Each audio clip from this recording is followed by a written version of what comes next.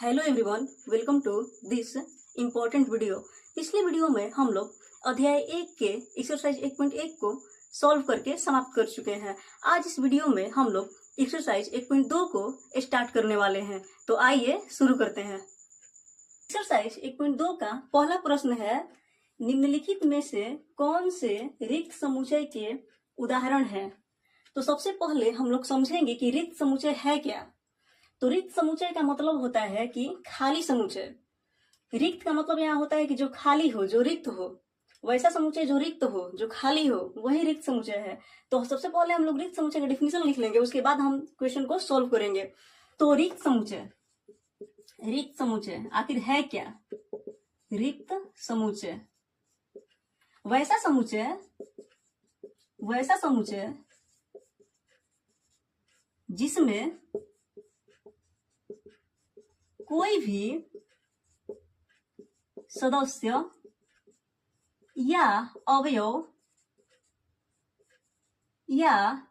को ही बोलते हैं एलिमेंट्स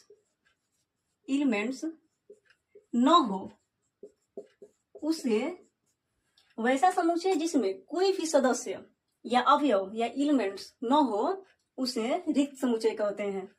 उसे रिक्त समुच्चय कहते हैं, अर्थात खाली समुच्चय कहते हैं। मान लीजिए कि आप लोगों में से किसी एक की 3 बहनें हैं और उनसे पूछा जाए कि आपके कितने भाई हैं, तो बताएंगी कि मेरे पास कोई भाई नहीं है, अर्थात यहाँ पर रिक्त भाई है, और वही रिक्त को हम लोग रिक्त समुच्चय बोलेंगे। अब आप लोग एग्जाम्पल को समझ गए होंगे और रिक्त समुच्चय को भी समझ गए होंगे। तो पहला क्वेश्चन को हम लोग सॉल्व करते हैं। पहला में कह रहा है 2 से भाज्य विषम प्रकृत संख्याओं का समुच्चय। तो सबसे पहले हम लोग विषम प्रकृत संख्याओं को लिखेंगे। पहला में हम लोग लिखेंगे विषम प्रकृत संख्या, इसका मतलब कि 1, 3, 5, 7 ... अनंत तक होता है। तो यहाँ पर लेकिन कह रहा है कि 2 से भाज्य, इसका मतलब कि 2 से जो विभाजित हो। तो यहाँ पर 1, 3, 5, 7 ये सारी संख्याएं विषम संख्याएं हैं, और विषम संख्याएं जो होती है वो 2 से विभाजित नहीं होती हैं। और यहाँ पर कह रहा है कि 2 से भाज्य विषम प्रकृत संख्याओं का समुच्चय। तो यह रिक्त समुच्चय है कि नहीं है? तो यह रिक्त समुच्चय है। इसलिए है क्योंकि 2 से भाज्य विषम प्रकृत संख्याओं का समुच्चय जो होता है, यह 2 से भाज्य नहीं होगा, ना ही ये 2 से भाज्य होगा, ना ही ये 2 से भाज्य होगा, ना ही ये 2 से भाज्य होगा। इसका मतलब कि हम लोगों का एक सेट हम लोग ए मान ले रहे हैं, और यहाँ हम लोग को रिक्त समुच्चय प्राप्त हो रहा है। या इसको हम लोग रिक्त समुच्चय को ऐसे भी लिखते हैं, और इसको हम लोग हिंदी में लिख देंगे कि यह रिक्त समुच्चय है।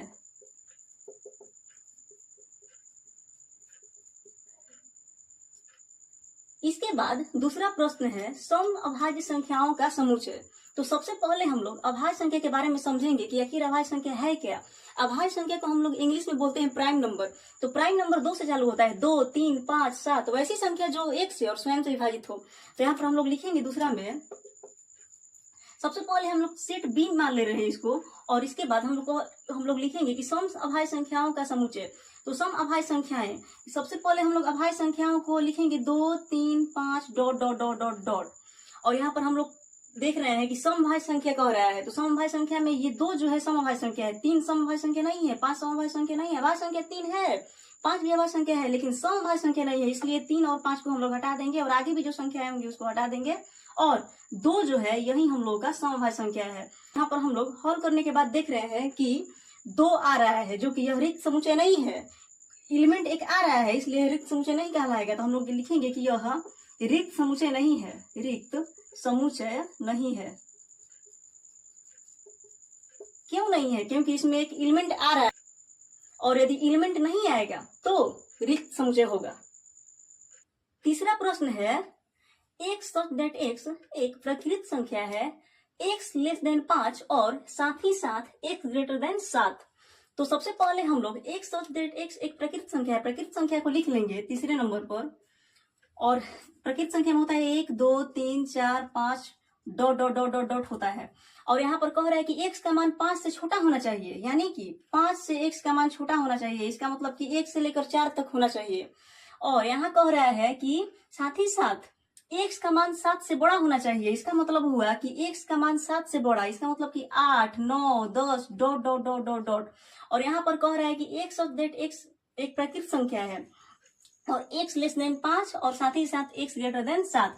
तो यहाँ पर x का वैल्यू पॉसिबल ही नहीं हो पा रहा है, क्योंकि यह कह रहा है कि x का वैल्यू जो है 5 से छोटा होना चाहिए और 7 से बड़ा होना चाहिए। तो 5 से छोटा होना चाहिए, 1 2 3 4 रहेगा और 7 से बड़ा होना चाहिए। तो इसमें 8 9 10 ये सब आ जा रहा है, इसलिए यहाँ x का वैल्यू जो है पॉसिबल हो ही नहीं रहा है। इसलिए यह क्या हो जाएगा, रिक्त समुच्चय हो जाएगा। तो हम लोग यहाँ लिखेंगे कि इसके बाद हम लोग यहाँ लिखेंगे कि C बराबर रिक्त समुच्चय। इसको हम लोग ऐसे भी लिखते हैं कि C बराबर रिक्त समुच्चय, ऐसे भी लिखते हैं। और यह क्या है, यह रिक्त समुच्चय है, यह रिक्त समुच्चय है।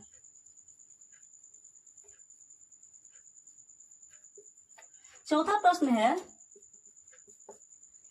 y सच दैट y किन्हीं भी दो समांतर रेखाओं का उभयनिष्ठ बिंदु है। तो और हम लोग पढ़े हैं कि समांतर रेखाएं ऐसे होती हैं और यहाँ पर हम लोग देख रहे हैं कि ये जो लाइनें हैं ये कभी भी नहीं मिलेंगी, यानी कि यहाँ पर उभयनिष्ठ बिंदु आ ही नहीं रहा है। इसलिए यह भी जो है यह रिक्त समुच्चय हो जाएगा। तो हम लोग इसको सेट डी मान ले रहे हैं और इसको लिख देंगे कि यह रिक्त समुच्चय है। तो इसको ऐसे भी लिख सकते हैं, डी बराबर रिक्त समुच्चय, और यहाँ पर लिख देंगे कि यह रिक्त समुच्चय है, रिक्त समुच्चय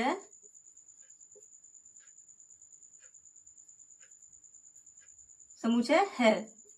इस प्रकार हम लोगों का पहले नंबर का क्वेश्चन जो है सॉल्व हुआ। आशा करती हूँ आप लोगों को क्वेश्चन नंबर 1 का सॉल्यूशन समझ में आया होगा।